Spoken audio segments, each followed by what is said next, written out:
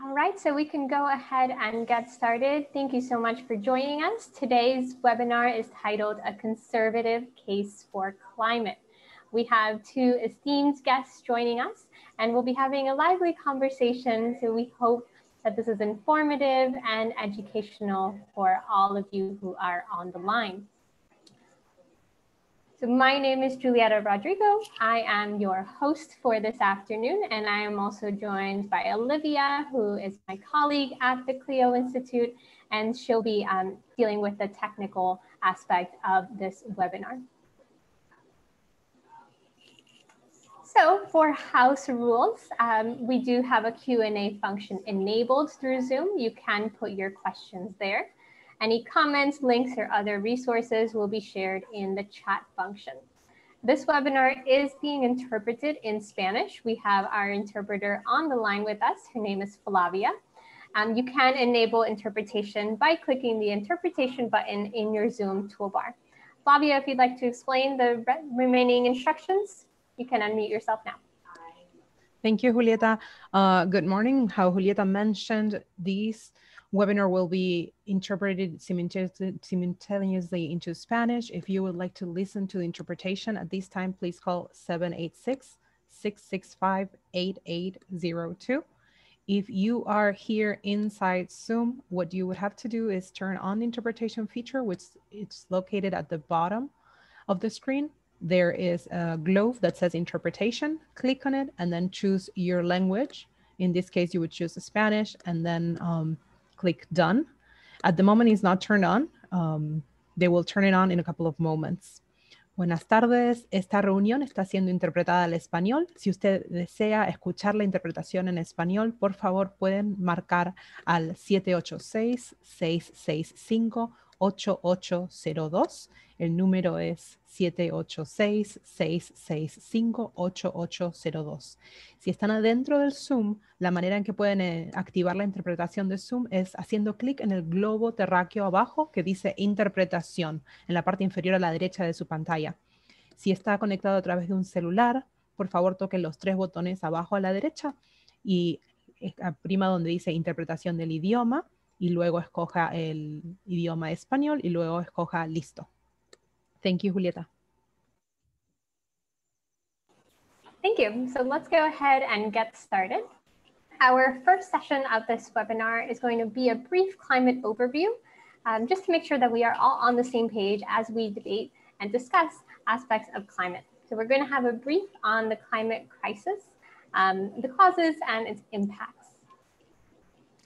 The scientific consensus, scientists that study climate are called climate scientists, and 97% or more of actively publishing climate scientists, meaning they release results once a year at least, they agree that climate warming trends over the past century, my apologies, are extremely likely due to human activities. So the scientific consensus is there. And these industrial activities have been contributing to increasing levels of carbon dioxide in our atmosphere.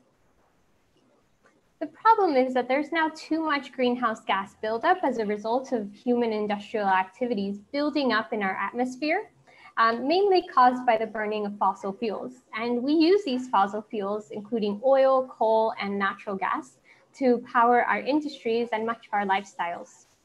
Greenhouse gases include carbon dioxide, fluorinated gases, methane, nitrous oxide, and water vapor.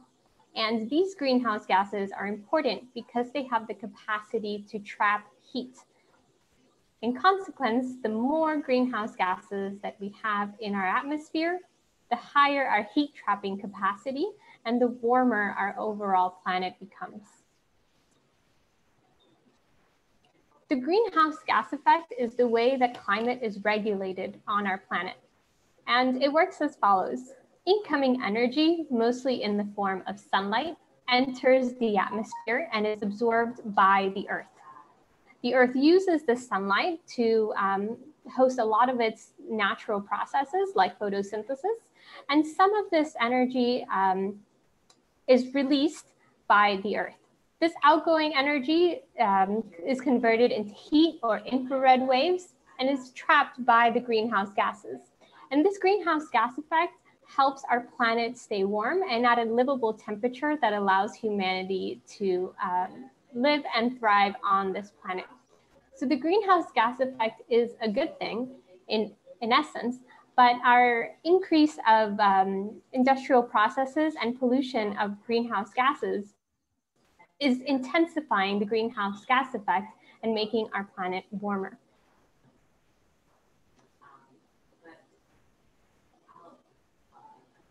Overall, the Earth is getting hotter, and the last 5 years have been the hottest on record. So what happens to the Earth's ice? Well, we know that as our planet warms, ice melts. And we have two different kinds of ice. We have land ice, which includes ice sheets and glaciers. And we have sea ice, which includes frozen seawater and icebergs. Both of these types of ice are melting at an unprecedented rate and are causing catastrophic effects throughout the globe. When land ice melts, it directly contributes to sea level rise. And when sea ice melts, although it does not directly contribute to sea level rise, it does open up more dark ocean, and it reduces the capacity of our Earth to reflect back the sunlight and to keep our planet cool.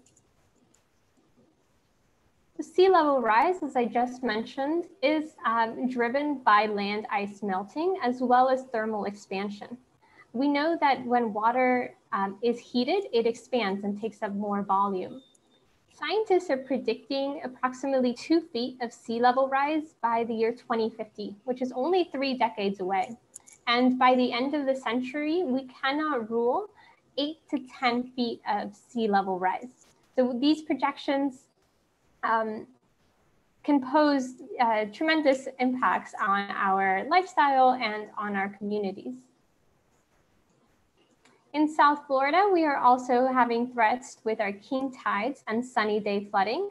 We just experienced a weekend of king tides, and king tides are causing record flooding in coastal South Florida. And when king tides come into contact with the impacts through sea level rise, it does have the capacity to intensify the health threats. Hurricanes are also a threat that we experience. Warmer water acts as fuel for hurricanes. So the warmer our water becomes, the higher the capacity of storms to be very deadly and devastating on our communities. This brings heavier rain and higher storm surge. And as you can see on the picture here, it does have the capacity to bring about devastating impacts on our neighborhoods.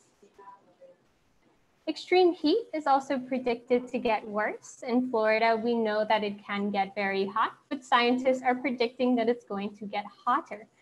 The heat index measures heat and humidity, and the projections show that by 2030, we're looking at about a third of the year measuring heat index above 105 degrees. And by 2050, we're looking at 151 danger days. Now, this poses tremendous risk for people who enjoy spending time outside, whether that's through recreational activities or games, and people who work outside and depend on it for their livelihoods.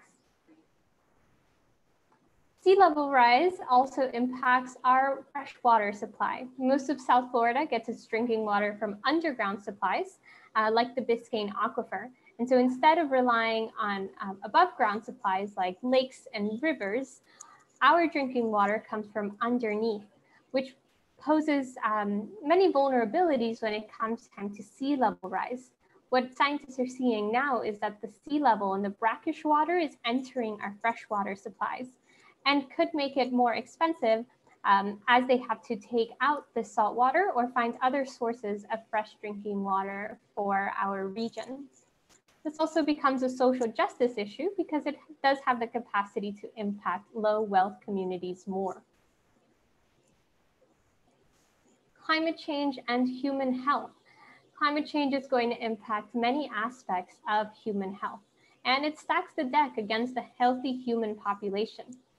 Vector-borne diseases, which are diseases spread through vectors like mosquitoes or ticks, are predicted to rise as well as increase in their region. Extreme heat stress is also a threat, as is increasing air pollution, waterborne diseases. The availability of food and water is also going to be threatened, as well as our mental health. So the climate crisis does have the capacity to threaten much of our lives and every aspect of our health. And so now that we've gotten a primer on climate crisis and you understand more all of the impacts that climate is going to touch, we are going to open the conversation by introducing our two guests. First up, we have Reverend Mitchell Hescox, known as Mitch. He is the president of the Evangelical Environmental Network, and he's going to be talking about climate from a faith-based perspective. Reverend Hescox guides a team representing over 4 million pro-life Christians who understand climate change as the greatest moral challenge of our time, but also as the greatest opportunity for hope in building sustainable prosperity for all. So we are so glad to have him. Our second panelist is going to be Bob Inglis. He is the executive director at an organization called republicEn. And Bob Inglis is a former US congressman, and his organization educates, recruits, and organizes conservative voices for climate change. So I'm going to mute my microphone now. We're going to pass over the agenda to Reverend Hescox, who's going to give you an introduction on the Evangelical Environmental Network. Well, thank you very much. And we're going to just give me a moment for my slides to come up and we'll go to work here. Thank you very much. Excuse me. Thank you very much for having me today. And it's glad to be here. And especially with my good friend, Bob Inglis, it's where I think we're partners in crime and we've been doing this together for a number of years. And so feel honored to be with all of you this morning. Here at the Evangelical Environmental Network, we consider creation care a matter of life. We are a pro-life organization, but we believe in caring from life from conception to natural death. And we take very strongly Jesus' command to care for the least of these. And environmental pollution of all kinds, is one of the most deadly killer around the world today. At least 12 million people die from pollution across the world, and that's a 2016 number. Air pollution kills about 8.8 million people around the world. And what is so terrible about this is most pollution, air pollution and water pollution, is a result of the burning of fossil fuels, the use of fossil fuels, whether it be traffic or producing electricity, driving ships, whatever. And so actually when we're talking about climate change and human health, if we make our air better, we will also effectively work on climate change. And in fact, one of the great mysteries of the day is that 90% of the world live in areas of toxic air pollution. In the United States, 43% of America live in areas of very poor air quality. And looking at the Miami-Dade area, talking about that alone, there are over 44,000 children a year that suffer from pediatric asthma. Miami-Dade fails for ozone pollution, smog. And one of the things that's happening because of the temperature rising is when temperature rises, smog gets worse. And we're seeing that happen exactly true in Miami-Dade. So one of the great impacts of climate change is that smog and air pollution get worse. And it literally is a detriment and a killer. And when you think of smog and ozone pollution to a child or an adult that has asthma, it exacerbates those asthma attacks. And the American Lung Association akins it to having a severe sunburn on the inside of your lungs. A severe sunburn on the inside of your lungs, which essentially takes away the quality of life and who you are. So we at the Evangelical Environmental Network take very seriously this commandment to care for the least of these, but we also realize that this is God's creation. Psalm 24 says the earth is the Lord's and everything in it. In fact, in Isaiah, it talks about human beings destroy the earth because they don't follow God's commandments. God gives us simple commandments to be good stewards of the land. And quite honestly, we failed to be good stewards. And so what we do at the Evangelical Environmental Network is really a couple different things that we do. The first off, we spend a lot of our time working both at the federal and state level to be a prophetic voice. No, we don't tell people how to vote or what they should vote for, but we call our elected officials and we encourage our members and Christians across the country. Like you see here, people come from all around the world to talk to their congressmen or their senators and say, look, this is what God says. This is a problem. You know, we talk about immigration battles a lot, and according to the Oxfam, a world's leading relief and development agency, climate change is forcing one person to move every 2 seconds. One person to be forced to move every 2 seconds.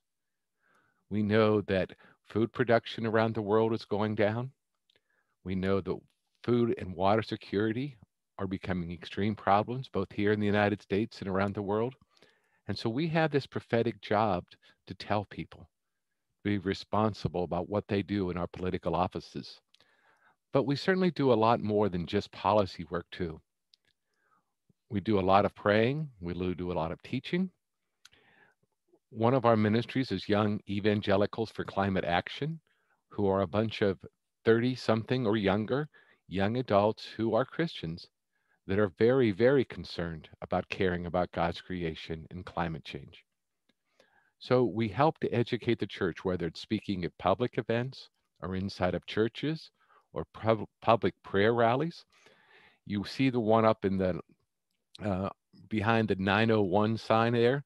That is our YECM people actually gathering at the National Day of Prayer to pray and to try to influence so more conservative evangelicals that climate change is indeed real and it's something we have to act on.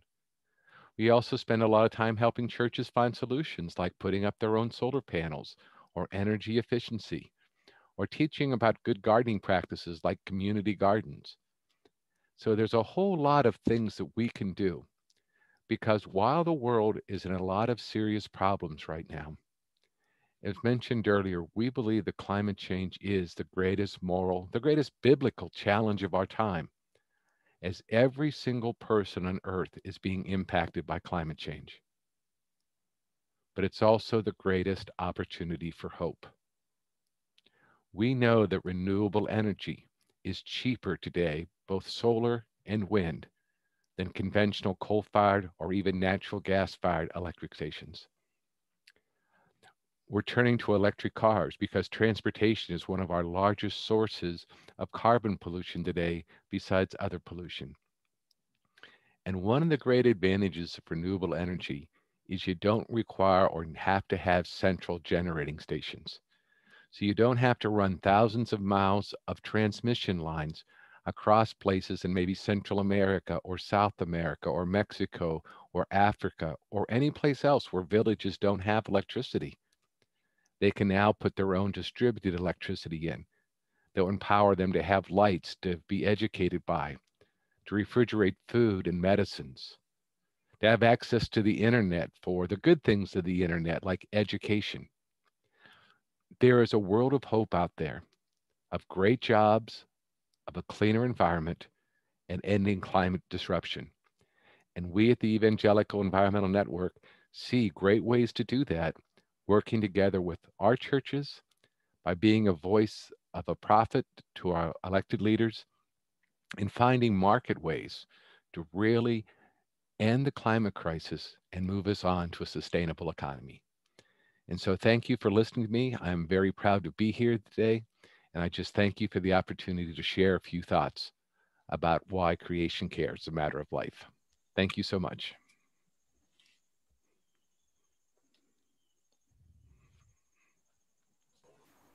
Thank you, Mitch. Bob, we're going to pass it over to you. Oh, great. Wonderful, wonderful to be with you. And you see that great background that my friend Mitch Hescox has on his screen. So I couldn't get the picture, so I decided just to move outside. So if the dog starts barking, you'll know it's just a beautiful fall day here in the upstate of South Carolina. And I had to compete with Mitch's picture. You see Mitch's great picture. He took that himself, I want you to know, on a hike. Where is it, Mitch? There's a name for it. It's the Pennsylvania Grand Canyon or Pine Grove Gorge in northern Pennsylvania, where I live, about 2.5 hours from my home. Yeah, so I knew he'd have that great picture, and so I don't have one, so I had to come outside so you can see live the leaves moving out there. We got some fall color going on here in upstate of South Carolina, so wonderful to be with you. And we've heard some great information here about climate and especially its impact on South Florida. And then Mitch has well spoken about the role of faith in this, and what we do as stewards of this amazing creation that God has given us. I thought what I'd share is what we're doing at republicEn.org to bring what we consider the most important people in the world to the climate conversation. And you may be wondering now, who are those people? Well, we think they're the missing people. It's the conservatives, American conservatives. Key part of that constituency is the folks that Mitch was just talking about, Christian conservatives. So we're this outfit that's out to find those conservatives. And I'm going to share my screen here so you can see. I hope this is going to work.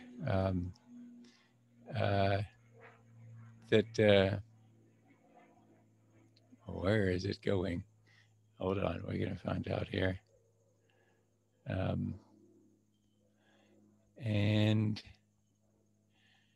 I'm not sure if you're seeing. I hope you're seeing now. There we go. Perhaps you're seeing. Are you seeing? Somebody give me a sign that we're seeing. This is what we're after, is these folks. If you see on this is our website at republicEn.org. And it's all about drawing conservatives into this conversation. And we like to tell conservatives that if you're conservative and you care about climate change, you're among the most important people in the world, because the left has gone about as far as it can go, to quote a line from Oklahoma, the musical. And it's really going to take conservatives to be added to this conversation in order for things to start happening. So we go to those conservatives with credible messengers, people who are actually conservative, and affirm the truth that free enterprise can solve climate change. And we think there's a particular way that works. So we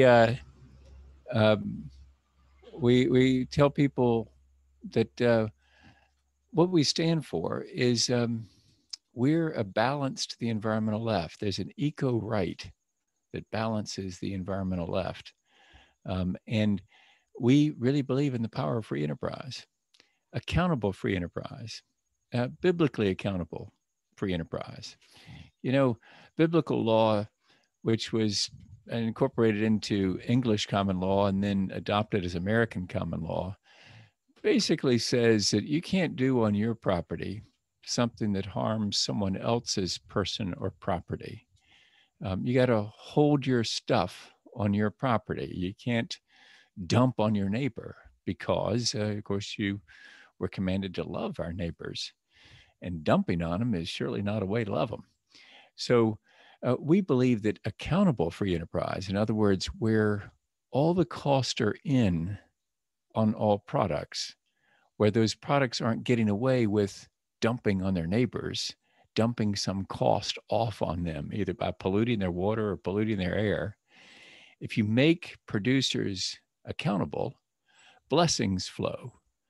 Havoc results from the lack of accountability. Climate change is that havoc. So we talk about there being three ways to sort of fix climate change. You know, we think that the conservative answer really involves pricing, but let me tell you the other two possibilities. One is regulating. The idea here is to regulate emissions. We think that even if we weren't conservatives, conservatives aren't so big on regulations. Even if we were, though, even if we weren't opposed or generally have sort of a problem with regulations, we'd observe that there's a problem with an American-only system of regulation because you can't get China and India to come along with us. And then there's, of course, the incentivizing approach. This is where we say, okay, here's what we're going to do. We're going to make it so that we give incentives to clean energy. That helps. It gets us going. We're all for that. We cheer for that. But it comes upon a limit, which is that if those costs of that new technology doesn't come down enough, can it be afforded in the developing world? And if the answer to that question is no, then incentives in America that benefit American corporations will do some of the job, but they won't get all the way there.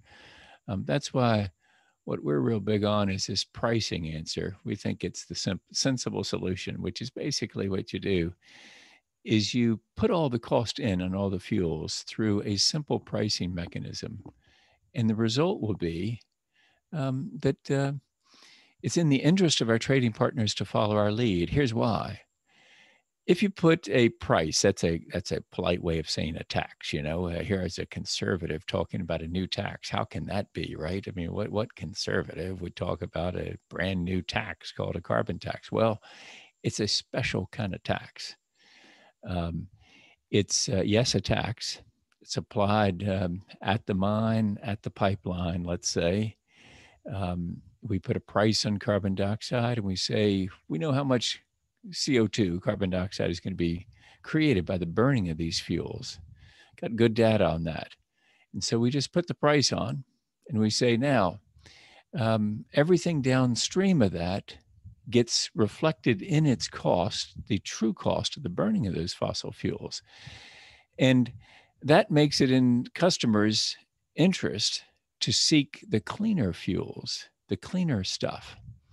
To give you an idea about that, just how the size of it, a $25 per ton price on carbon dioxide applied at the mine, at the pipeline, would result in a 21 cent per gallon increase in the price of gasoline.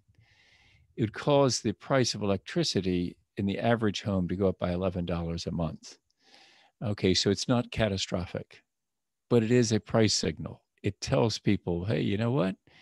If you can figure out a way to cut your energy usage at your house, you'll save that $11 a month. If you can figure out a way to drive less or get on electricity, you can save that 21 cents a gallon. And so by doing that, we think that we will incentivize people to demand cleaner energy. But here's a trick to that. That's a tax. It's a terrible thing to be talking about a tax, right? But it's paired with a dollar for dollar reduction in existing taxes or a dividend of all of that carbon tax revenue back to the citizenry. So there's no growth of government. And I'm going to stop sharing the screen here so you can just see me. So you can, when a politician's lips are moving, that's when you know he's lying. That's true of a former politician too. But anyway, so not really, I will not be lying to you. What we're about here is fixing that problem of that lack of accountability through that pricing mechanism. We pair it with a reduction in other taxes or a dividend of all the money back. So there's no other growth of government. And here's a second key aspect of it. Got to be border adjustable. So you apply that tax on imports coming, say, from China. China objects. They say that's an impermissible tariff. You can't do that. They sue us in the World Trade Organization. We think they lose that case based on precedents in the chemical industry. And if we're right and they do lose, 24 hours later, they'd have the same price on carbon dioxide. because they do have an amazing way of reaching consensus, you know, in China. It's a very efficient government, not a very fair or very nice government, but it's a very efficient government. So the reason would be this. There's a sheet of flat steel coming through the port of Miami right now from China. It's a Chinese state-run industry. Maybe they've stolen our technology. Anyway, they're shipping the steel right through the port of Miami right now. We apply the tax. The tax is remitted to Washington. China has objected to the World Trade Organization, but if they lose, they'd impose the same tax internal to China, because if they just collected the tax in China, that sheet of flat steel would come through the port of Miami with no adjustment. So 24 hours after losing in the World Trade Organization, they've got the same price on carbon dioxide. Then the whole world is following. Because if you're doing business anywhere in the world, you're doing business with America and China. And then you get this biblical accountability. You get 7 billion people seeing the actual cost of the burning of fossil fuels. It's reflected in all of our products. And we start choosing in the liberty of enlightened self-interest. Did you notice that, conservatives? We're talking the liberty of enlightened self-interest. People start choosing the cheaper, cleaner products, because now the dirty products reflect all their cost. So that's what we're about at republicen.org. We're trying to get conservatives to the table so that they can be part of this conversation, and we can help lead the world, come together in America and lead the world to a solution on climate change. I'll just say amen. Thank you, Bob. Yeah, amen. Good. Thank you. Thanks, Mitch. So now that our attendees have had an overview of what your organizations are about, we have opened the Q&A. So you can drop your questions in the Q&A chat. We will ask questions from our interpretation line as well. So if you have any questions on the interpretation line, feel free to share those with our interpreter, Flavia. So I can get us started with a couple of questions. Our first one is going to Mitch. And when did climate change come on your radar as a man of faith? I'd say really probably in the mid-1990s. But one of the times it really came home to me, it was actually, I knew climate change was real, but it wasn't very personal until actually I became the president of EEN 11 years ago. And I read the story of a 5-year-old girl in Malawi who, because of climate change and forest degradation, was forced to walk 15 miles a day, 3 5-mile round trips to carry water for her family. And one of the things that just drove me so crazy about that is the reason this 5-year-old girl did it is that she was the least valuable member of her family. They were afraid if her mother or older sisters would go, they would be attacked or raped or stolen off. So they sent this little girl. And that literally changed my entire perspective on what climate change was all about. It was about caring children.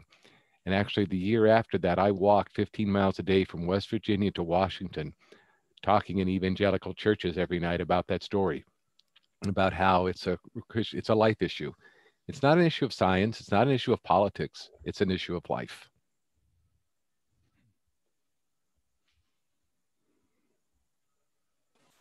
Thank you.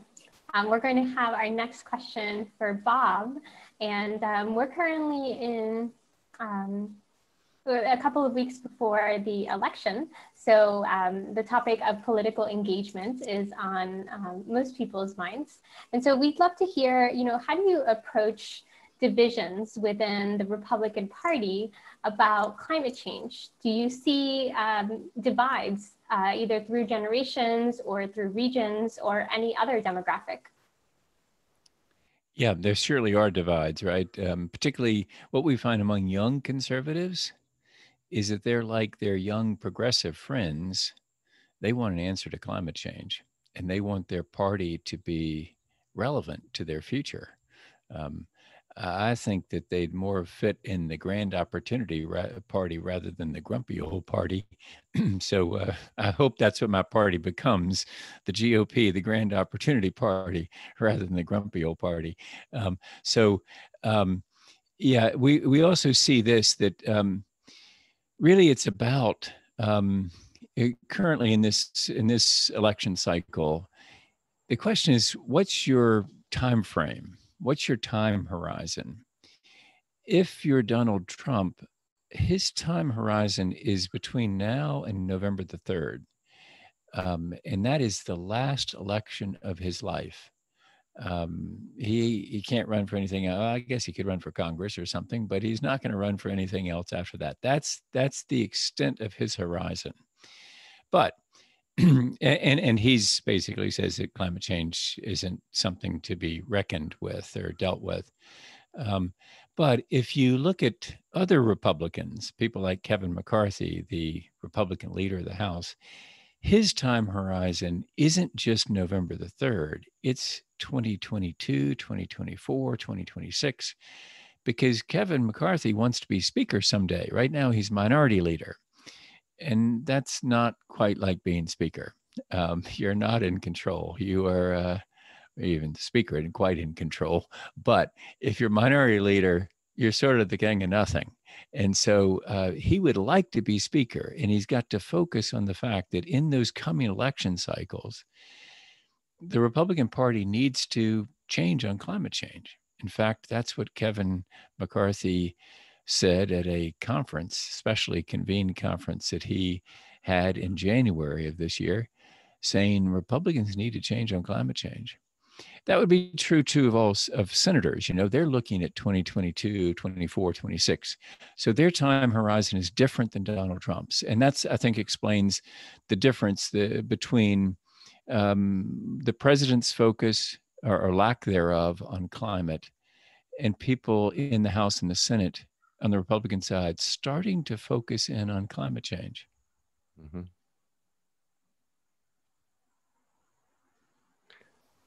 Let's pass over that same question to you, Mitch.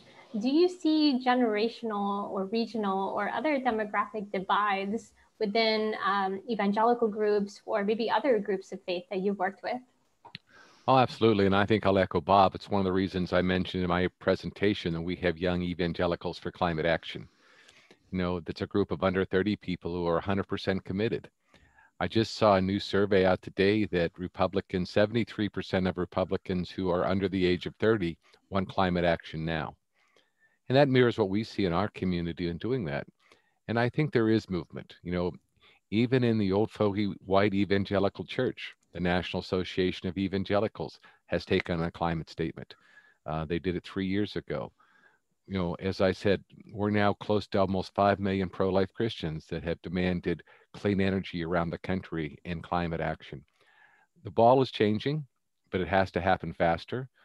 But we are seeing Republican leadership. I'm personally working with 7 Republican Senate offices of coming up with a Republican climate plan to offer as an alternative after the elections. And I believe, as a lifelong Republican, it's pretty simple. If the Republican Party does not engage on climate change, there will not be a Republican Party. And that's, I mean, I've made that statement, and I'm honest about it. You know, since the day I could register to vote, I believe in market-based systems. You know, it's like Bob said earlier, what most people don't realize that coal-fired electricity, for instance, one of those external numbers that Bob just talked about, it cost almost 15 cents a kilowatt more than any of us pay in the meter if you're buying coal-fired electricity. If you were buying solar, that external cost is 0.3 of 1 cent. That's the economies of scale. That's the unfair balance that we're seeing that is literally a biblical matter. You know, God talks about having fair scales. And we do not have fair scales in the market right now when it comes to energy costs. And that's why we've been supportive of Bob and carbon pricing all along. And it is the just way to go. But we are seeing this demographic, and we're seeing all people move. In fact, the new president of the NAE, Walter Kim, is very much engaged in climate action right now, and he wants to be. And I'm an NAE board member that keeps spurring it along. So we're seeing generational change, but we're also seeing old fogey change, because you cannot walk outside without seeing climate change.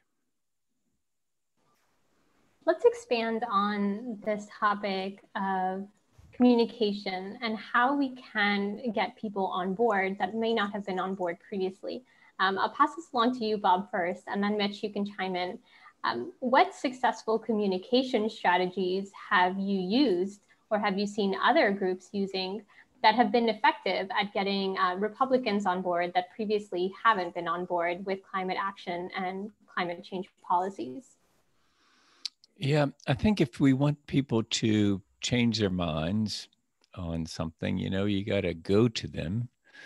It's a bit hard right now in coronavirus times, or Zoom to them or something. You got to go to them with credible messengers.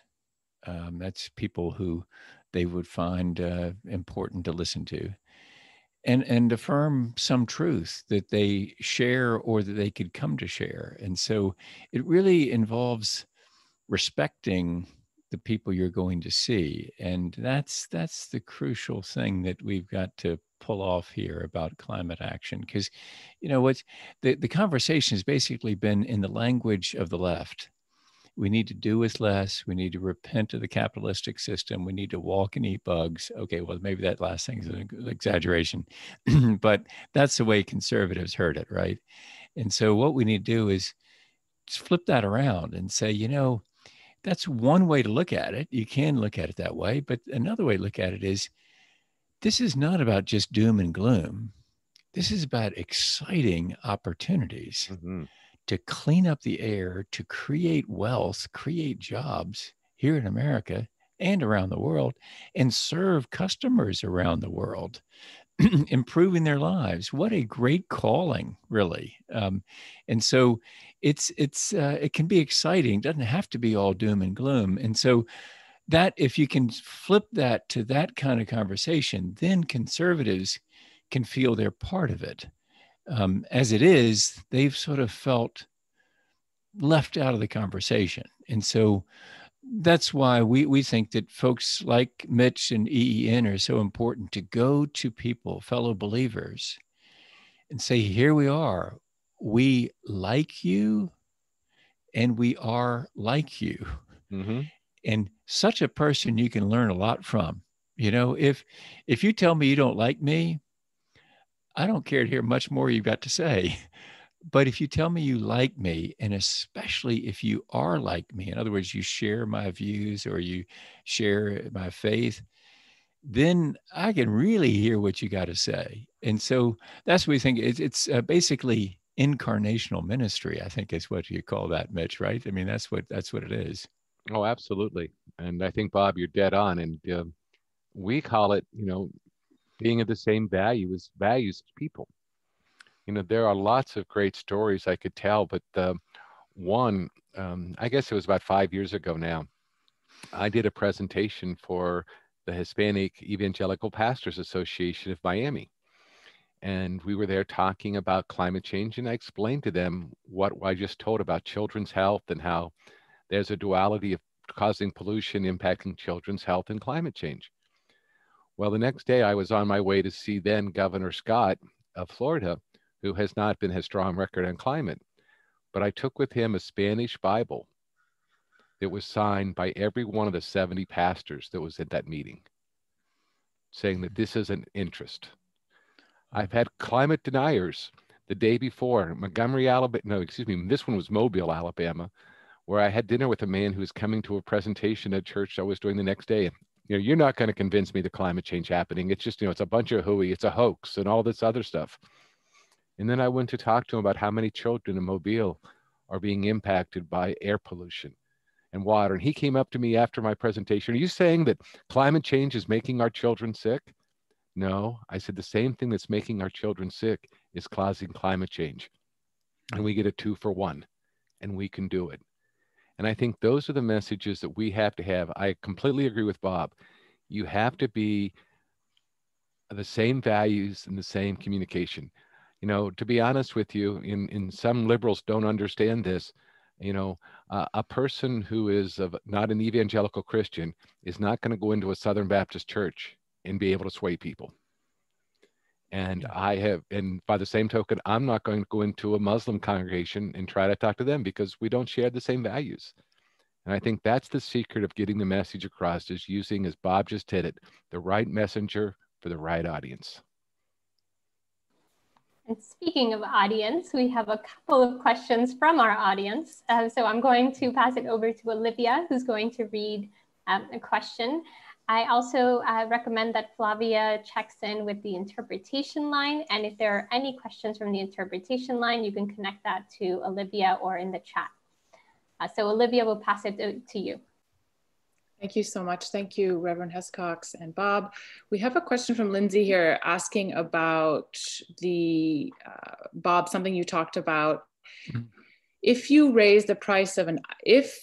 raised price of an item results in a tax refund or a dividend dollar by dollar, how does that incentivize reduction if there's no extra cost paid in the end? Oh, great question. Yes, it does, of course, mean that you can save money by saving on energy. That's what that's what we're talking about here, right? You put on that price on carbon dioxide, the price of the dirty products goes up relative to products that don't have those emissions, that don't therefore have to pay that tax because they're not using those fossil fuels as part of their process. And so that makes the price of the cleaner stuff that currently is a little bit higher, because the dirty stuff gets away with just dumping in the trash dump of the sky without paying any damages or any cost of the damages caused there. So if you make them accountable, their price goes up relative to the cleaner stuff. And then the cleaner stuff is chosen by consumers. Right now, in order to choose the cleaner stuff, you got to have extra money in your pocket and say, I'm going to be a good girl or a good boy, and I'm going to choose the cleaner stuff. Well, that'll be the case until we make the dirty stuff accountable. And then we'll all be saying, hey, this cleaner stuff is actually cheaper. And a line will form at the cash register of the cleaner stuff. And it's bad news for the dirty stuff because they start going out of business. But if they're smart, they'll switch themselves. You know, if I'm making that coal-fired electricity that Mitch just mentioned, and I'm Inglis coal-fired electricity, I've got capital, I've got customers. If I'm smart, I'll switch out of coal-fired electricity and into renewable energy with better batteries or maybe better nuclear. And I'll be able to sell that my cash register will do fine, because the customers will line up at that cash register saying, oh, I see, relative to now the accountable dirty stuff, the clean stuff's actually cheaper. And so it basically means you don't have to tell people what to do. You don't have to regulate them. You don't have to send a government sedan and a government worker out to their house to reward them or to punish them.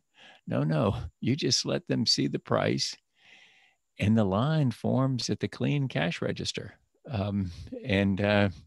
Ka-ching, people make money doing that. They serve customers well. And then that technology spreads around the world. Okay, so are you saying basically over time with a system like that in place, rather than the consumer paying the higher price, the business entity would be the one incentivized to move to renewables to make their products cheaper because the externalities included in fossil fuel sources would be dirtier and more expensive, and therefore they would want to transition? Yeah, it's both, and actually it's both that the business, Inglis coal-fired electricity, decides to move out of coal and into a cleaner source of electricity because I want to survive. But also my customers start seeing the actual cost. And that's the key. Particularly if you're a conservative, what you want to do is you want people just to see the true price. Mm-hmm. And once they see the true price, in the liberty of enlightened self-interest, they pursue their self-interest. you leave them in liberty. You let, hey, if you want to buy the dirty stuff that's now more expensive because it's actually, the guy making it is now accountable and he's got to charge you the actual price. Hey, go right ahead. But not many people do that. Most people would say, hey, I think I'll take the cheaper one. Thank you very much. Because an electron is an electron at your house. It doesn't matter where it came from until you see a cost difference, and then it matters to you. Yep. And just to add on to what Bob said, just this morning, the Lazard Investment Bank came out with their annual levelized cost of energy. And again, that's energy without any subsidies, completely barren. And of course, utility-sized wind and utility-sized solar are by far the cheapest forms of electric generation in the United States and around the world. And they estimate within now 18 months to 24 months, they'll both be cheaper with battery backup. In fact, again, as they did 2 years ago, they recommended that utilities, if they really wanted to make money, would shutter their coal-fired power plants today and put up renewables. Yeah, and that's so exciting, and particularly when we get those better batteries, that's when this all comes to a wonderful conclusion, right? Is that those cleaner sources of energy are then stored. Right now, they're intermittent. In other words, you got to, when the sun's shining, when the wind's blowing. But if you can store that in the better batteries, and that's what Mitch is just talking about there, wow, is that a game changer? So pretty exciting times to live in, really. Again, if you're, one way to approach climate change is all doom and gloom. We're all going to die, and next Tuesday, probably the world's going to end. That doesn't help us as we try to reach conservatives, because most of them turn off at that messaging. But if we can tell them, hey, it's an incredible opportunity to expand our economy, create jobs, create wealth, and clean up the air. Wow, what a deal. That's an exciting thing. Yeah. And just to following up with that, the picture that Bob talked about earlier and the one that's behind me is a conservation history. If you go back to the 1930s, those hills were completely barren. They were stripped of trees. The water had been ripped off. And actually, one of Roosevelt's programs rebuilt these hills with trees called the Civilian Conservation Corps. And that's what happened throughout all the East, from the Blue Ridge Mountains through Pennsylvania. We had chopped away and used up all of our resources and left the ground burdened and barren and water runoff and flooding. And now, with a little bit of ingenuity, now we have a beautiful place again. Just like with clean energy, we can change the world again and offer hope to billions of people worldwide who have no electricity. Yeah, if I can just keep on following up on something Mitch and I are going back and forth, is Mitch, I think what you just talked about there is the concept of redemption. Amen. And that's what people need to believe. If we get into this thing where we're all hosed and done for, and there's no hope of redemption, well, then I'll just sit down and do nothing. But what you just told is a powerful story of redemption, which is so consistent with our faith, to believe that, yes, we've got a problem, a sin problem, but there's a very big Savior who can fix that. And that's a message that really works with fellow conservatives, particularly, obviously, conservatives of faith, but even steeped within our culture is that concept of redemption. Mm-hmm. Absolutely, Bob. Let's expand on that concept of values and hope and redemption and creativity and ingenuity. Let's have a question for Mitch. Is political citizenship and engagement part of a Christian's moral obligation? Absolutely. I believe, we are told throughout the Bible to support our government in Dun Kings. The problem is that a few evangelicals today have lost their way. They've decided that they want to be about king making, and we're not about king making. We're about following a king named Jesus. But what we are to do, and faith leaders are more than happy to do and should be doing, is being a prophetic voice. Going in and saying to politicians that this is what the Bible says, this is what our faith says. In fact, I just rewatched it because I love it. There's a great movie that was put out 10 years ago by the World Evangelical Alliance called Amazing Grace, about the story of William Wilberforce, the man who ended the slave trade in the UK. And he thought about being a pastor when he was in the midst of Parliament. And the man, John Newton, who wrote the book, the song Amazing Grace, the former slave ship captain, said, you can both follow God and be in politics. In fact, we need people like that. And that's essentially what we do. We just have to remember that we don't make kings. We adhere people to a standard. And that's what Christian values in the political realm are all about. It's about sharing our values and not trying to pick winners and losers. And I hope this webinar has inspired and educated all of our attendees on, remember, it's not about winning and losing, it's about protecting all of humanity for as long as we can, and protecting this beautiful planet that we all live on. I am going to share my screen as we begin to conclude this webinar. I want to share 2 upcoming events with you. We do have a youth group. It's our youth advocacy group, which is composed of middle school, high school, and university students, as well as all of those people that support them, so teachers and parents.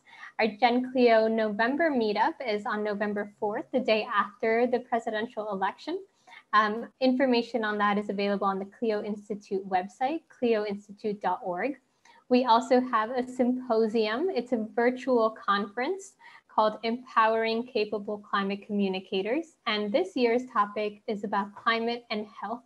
We have spoken a little bit on this webinar about the impacts on our health from climate change and the climate crisis that comes along with that, from our air quality to our mental health, to youth health and maternal health. So if that's something that interests you, we definitely encourage you to check out our agenda.